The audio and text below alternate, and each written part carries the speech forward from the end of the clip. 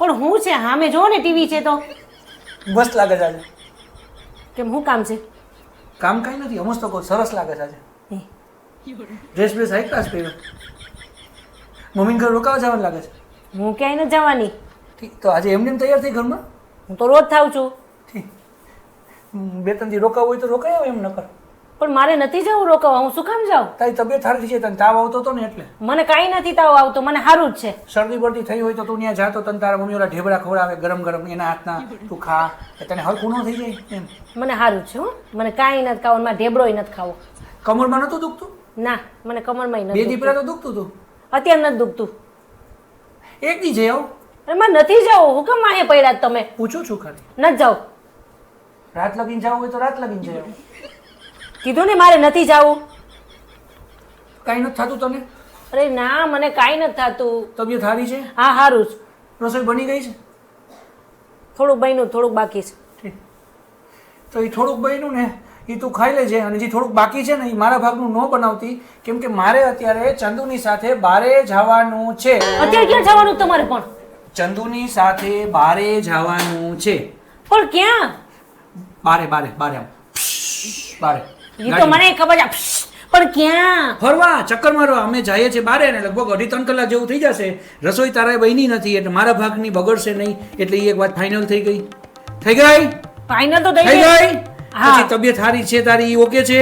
ના, મને પગ બહુ ના, દુખે છે. હમણાં બોલી કાંઈ નથી થતું, ખોટું બોલમાં. પણ ખોટું બોલમાં. હું ખોટું નથી બોલમાં. અને હમણાં તે મને કીધું કે મારે મમ્મીની ઘરે નથી જવાનું. પણ તો અને આજે એકેય બેનુંમાંથી એકેય બેનું ઘરે આવવાની છે નહીં. એટલે આજે તું ઘરમાં શાંતિથી રહેજે, અને હું મસ્ત તૈયાર થઈને બહાર જાઉં છું. 2-2.5 કલાક થશે. ફોનની બેટરી લો છે, કદાચ સ્વિચ ઓફ થઈ જાય તો મારા ભાગનું ટેન્શન તું જરાય લેતી નહીં. મારો ફોન સ્વિચ ઓફ હશે એટલે મને કાંઈ નહીં થાય. પણ તમારે નથી જવાનું, મને એકલું હું ઘરમાં નહીં રહું, મને બીક લાગે. તને હેની બીક લાગે એમ કે જોઈ મને? મને એકલું ન ગમે, મને બીક લાગે. પણ કોની બીક લાગે ઘરમાં? કઈક અવાજ આવે.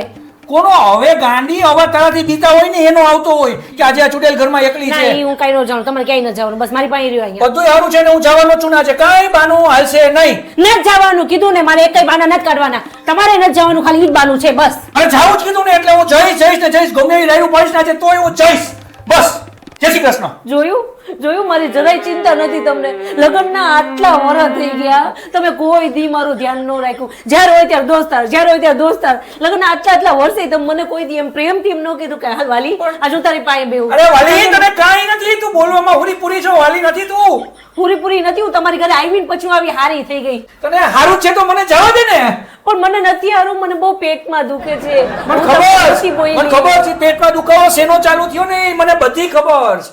હું સમજુ છું, જેમ તને લગન આટલા વરો થયા ને મને લગન એટલા વરો હારે હાર થયા છે. એટલે મને ખબર તારો પેટનો દુખાવો હું છે નહીં. કાંઈ વાંધો નહીં, તું હુઈ જા આરામથી, તારો પેટનો દુખાવો મટી જશે 2 હાથે જમીને. જય શ્રી કૃષ્ણ. ના, આમ જો તમે રહ્યો ને, મને નો ગમે એકલું. ના પાડીને મારે જાવું છે એટલે જાવું બસ. મને બહુ ચક્કર આવે છે. ભગવાન, આને નાટક કર્યા ચાલુ.